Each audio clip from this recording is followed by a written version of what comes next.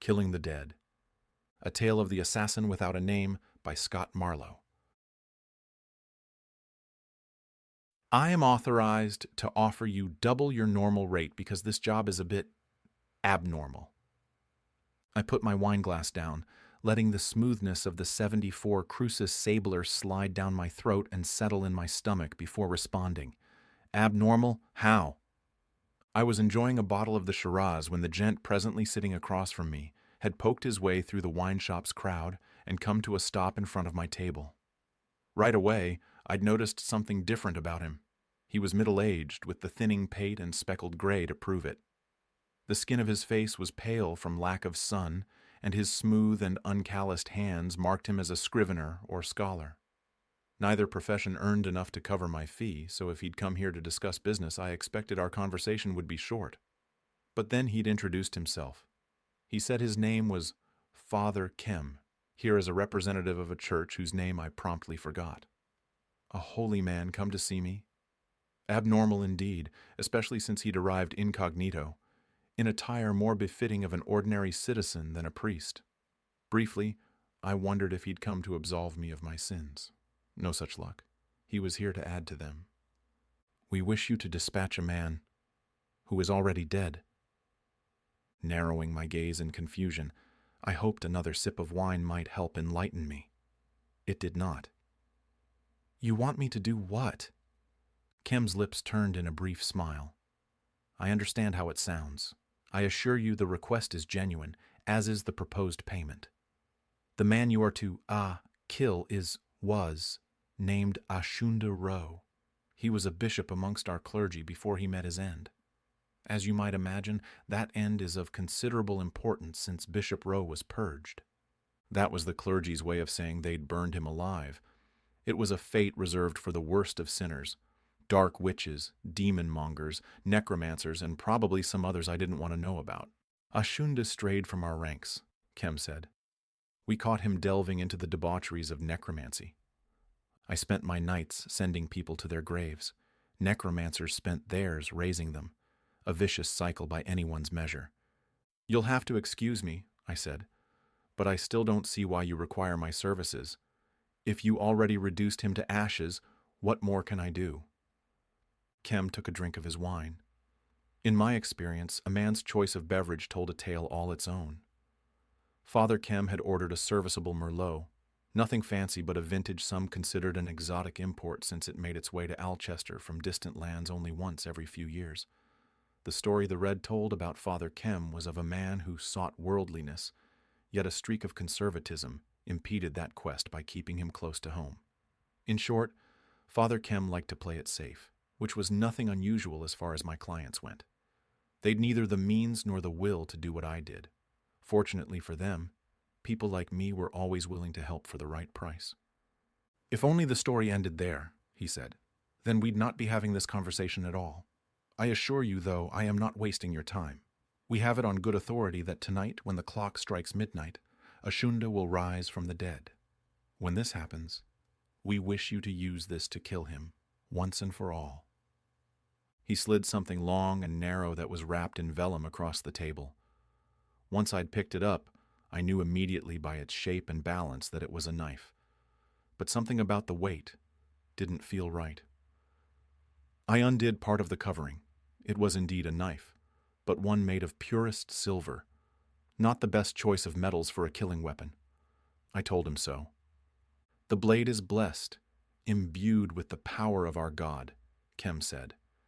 Made as it is proof against the undead, so it will banish Ashunda the moment he rises. That sounded well and fine, but I still felt like I was missing something. If he's ashes, why not just scatter them? Hard to come back from that. Or so I imagined. Kem shifted in his seat. Lights in the room, already dim, seemed to grow darker, and the murmur of conversation hanging over the room melted away as I leaned in to hear the good father's whispered voice. We erred when we performed the purging ceremony. Not with the procedure itself, mind you, but in doing it in the first place. You see, Ashunda secretly wanted his body reduced to ashes by holy fire so that he could be born anew as a particularly evil sort of undead, a Vashu. We spent many long nights deciphering books from his private chambers before we realized we'd stepped right into his trap. I, came to you the moment we realized there was no time to lose. Normally, this far into a conversation, I'd have already arranged a transfer of funds and started planning the job in my mind. But, like Kem had said, this job was anything but normal, which meant I'd keep asking questions until I felt comfortable with it. Why me? Surely one of your own, a holy knight perhaps, would be better suited. Kem frowned. Knights are not so easy to find on such short notice. Others, bravados, could not be relied upon to remain discreet. As I am sure you can imagine, if word spread amongst the populace that one of our own practiced the dark art, it's a scandal we'd just as soon avoid. Then why not just go yourself? The suggestion set him squirming in his seat. My skills, that is, my talents do not lie. He left off, searching for words. He was confirming what the Merlot had already told me. I waved away any need for further explanation. You were saying about why scattering the ashes wouldn't work? After the purging, we placed Ashunda's ashes in an urn before the altar of our god, where they could bask beneath his glory. Scattering them would have been the last step in the ritual and surely would have ended this trial, but the urn and its contents were stolen. The thief was an associate of Ashunda's, a man named Hesul, who we discovered was one of our very own temple gardeners. It was only because he remained lurking about that we caught him at all, but by then, he'd already hidden the urn away. After some convincing, he told us he'd taken it to an empty crypt inside the Akon cemetery. So I only need to go to this cemetery, locate the urn, and scatter. Scattering the ashes will not work. I tapped my fingers, waiting for an explanation. It seems Hazel added a bit of lime and some water to the urn. After some stirring, Ashunda's ashes would have become a very hardened concrete. Clever. Yes, now you see why scattering the ashes is quite impossible. I gestured with the vellum-wrapped knife. Maybe you should have brought me a silver hammer. The priest ignored that. The job is for you to enter the cemetery, find the crypt, then drive the blessed weapon into the risen apparition's undead heart, or the proximity of it anyway. Do you accept? I wanted to say no. I almost did, but I needed the work and the money. My last job, which had been some time ago, had not gone well. I'd exercised leniency, and my reputation had suffered for it. Time heals all wounds, though, and made people forget. So I only needed to hold out for a little while longer before I was regarded as trustworthy again. While not exactly what I wanted, this job was at least what I needed. Yes, I said, but I want triple my normal rate. Abnormal jobs require abnormal fees. Kim pursed his lips at that, but he thought it over and finally nodded his agreement. But there is one thing you should know. Father Kim took a deep breath. Then he said without pause, while the church has come to you in this time of need, do not misconstrue our intentions. A man such as yourself, that is, a man who makes his living taking the lives of others, will never receive absolution. My superiors allowed me to move forward with this only because this task does not involve killing. All this being said, should you choose to cancel our arrangement, then I will understand completely. I shrugged off his words. Don't trouble yourself over my soul, Father. I made peace with what I do a long time ago. I have no trouble with where I'm heading once I leave this life behind. Now, about my payment. We made the necessary arrangements. Half now via a banknote slipped across the table and half when the job was done, before Kem gave me directions to the cemetery and once there, the crypt.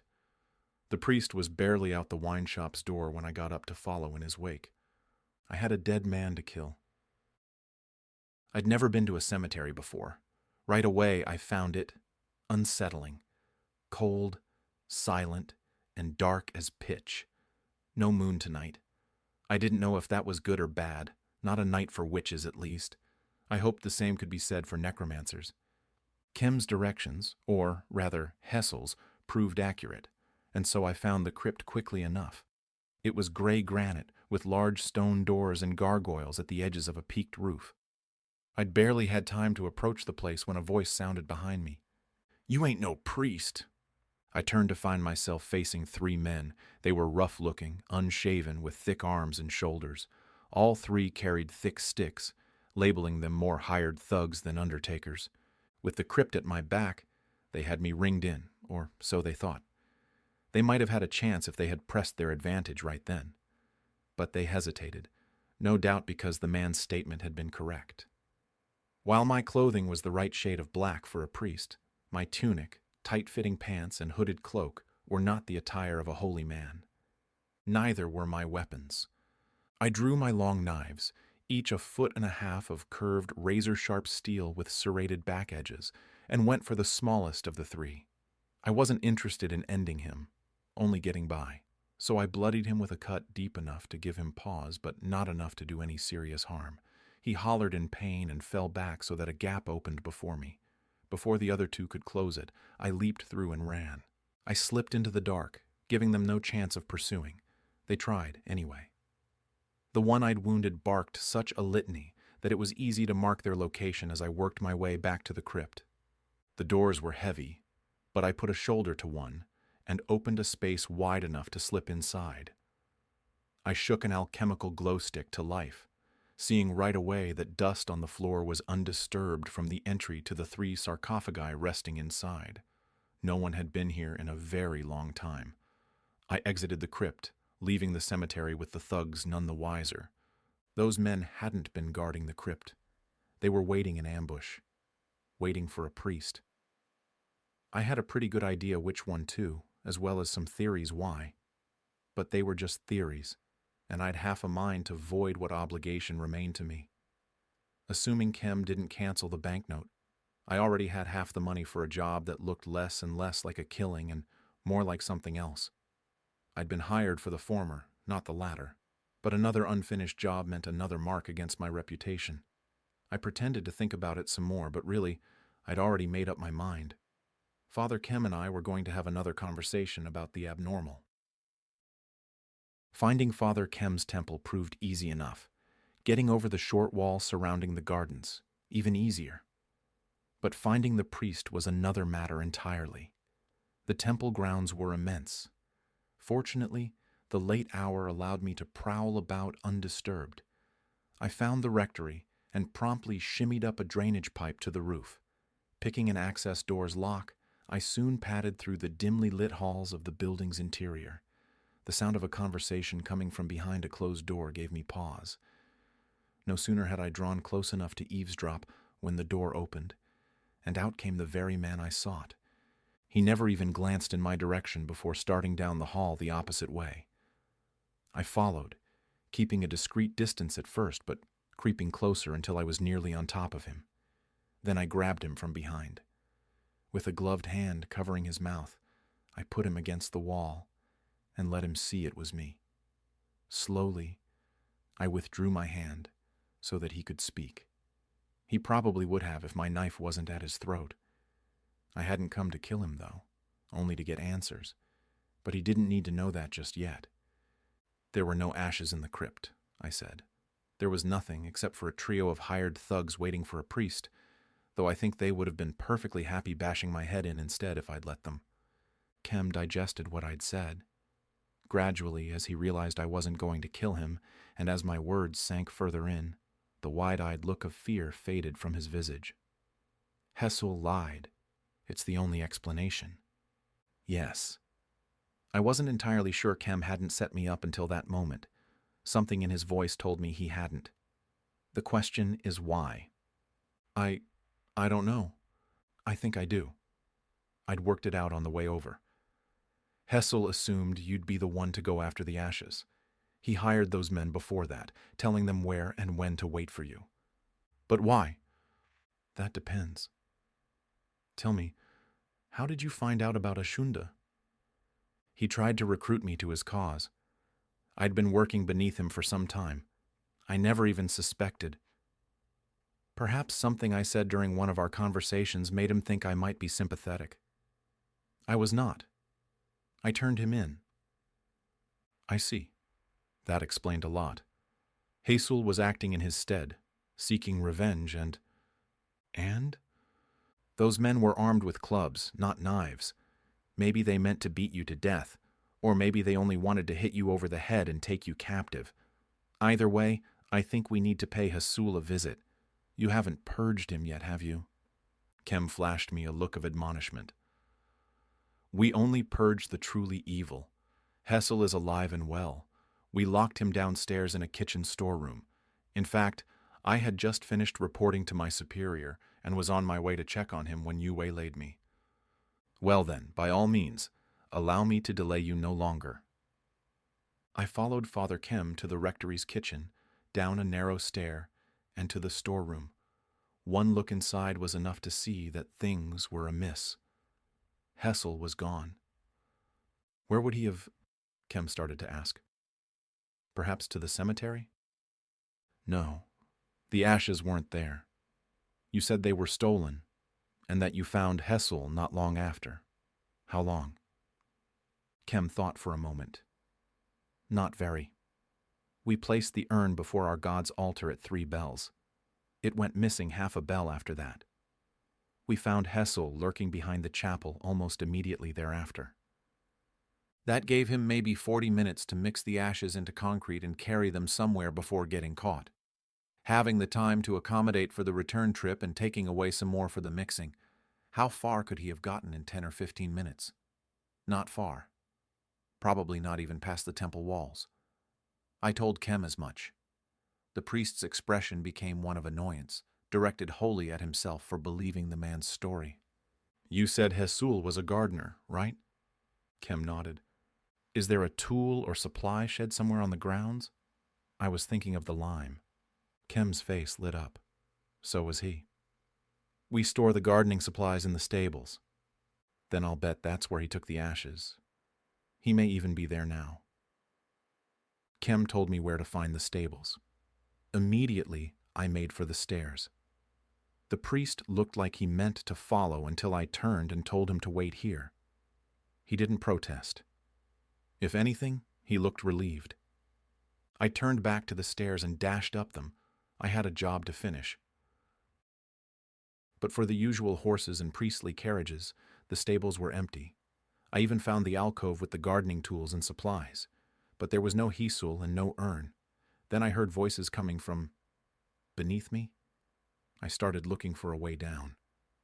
There were no obvious stairs, but I noticed enough of a disturbance in the otherwise matted hay in one of the empty stalls to raise suspicions. A closer examination revealed a door set into the floor. I tightened my gloves and took a deep breath. Then I lifted the door, and seeing the expected ladder, slid down it with only the instep of my boots and a loose grip with my hands to slow my descent. The second I hit the floor, I drew my long knives. You are not Kem, said a man who must be Hessel. Fancying himself a clergyman, he wore a nondescript habit and an expression that spoke of the harm he meant toward anyone who interfered with whatever he was doing down here. Hessel was not alone. I recognized the 3 bruisers from the cemetery, not just thugs after all. All 4 stood at the other side of a circle carved into the stone floor. Runes lined the circle's circumference. At its center was the urn containing the hardened ashes of Ashunda. Hessel spoke. Our master wanted Kem as his first sacrifice, but no matter. The time of rising is nigh, and you shall do. I was flattered. Take him.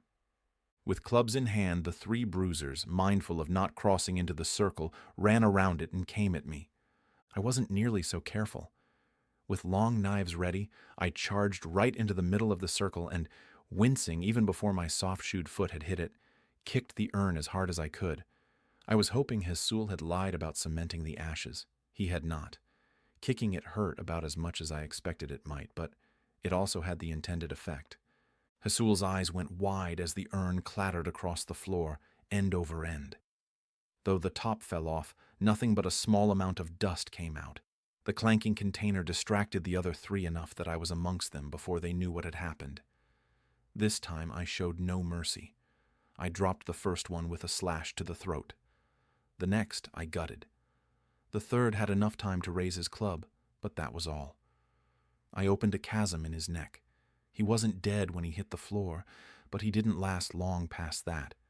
Hasul had spent the time chasing the urn as it bounced off a stack of dusty old crates and settled into a corner. Now, with it secured with both hands, he turned to face me. "You will not stop my master. It has been ordained that he shall rise this night of all nights. Nothing, not you, not the priests, will prevent that from happening. We shall be reunited. I need only invoke the ritual, and he shall be born anew." In my experience, there are two problems with zealots. The first, they don't know when to shut up. The second, they think they're invincible. Exchanging one of my long knives for one more suited for throwing, I let the knife fly. Hessel's diatribe became a choking gurgle as blood spurted from his throat. The urn clattered to the floor. Hessel followed, twitching and choking until, finally, he didn't make any noise at all. I retrieved my knife and, before leaving, kicked the urn one more time, just for good measure. Father Kem waited outside the back door to the rectory's kitchen. Though his face grew curious at my limp, he only asked, "It's done, then?" "Neither Hessel nor Ashunda will bother you again." I told him about the hidden room beneath the barn and, after a moment's hesitation, about the bodies. I'd killed men on holy ground, and while I couldn't fall further from the damnation I already faced, I found myself oddly concerned with what regard the good father might have for what I'd done. "There was no other way?" he asked. "None. When it's life or death, I put my opponents down for good. Such a policy has yet to fail me." Though Kem turned a shade whiter, he nodded in understanding. He and his fellow clergymen were not wholly unfamiliar with killing, after all. Remembering the silver knife, I held it out to him. If this night held any good whatsoever, it was that things hadn't gotten so bad I'd had to use it. Kem took it without comment. There wasn't much more to say, and we would have parted company right then. But I had to ask, when you gave me that speech back in the wine shop about absolution, were you speaking solely for the church or yourself? I'm only asking because you said the idea to approach me was your own. I'd said I didn't care about facing damnation. What can I say? I did. "As a holy servant of my God and church," Father Kem said, "my word always represents—" He stopped, sparing me the rest of his practiced doctrine. Then he sighed. "The church takes a hard stance against men like you, but I think all men deserve a chance to make amends." It was enough for me. "Good night, Father."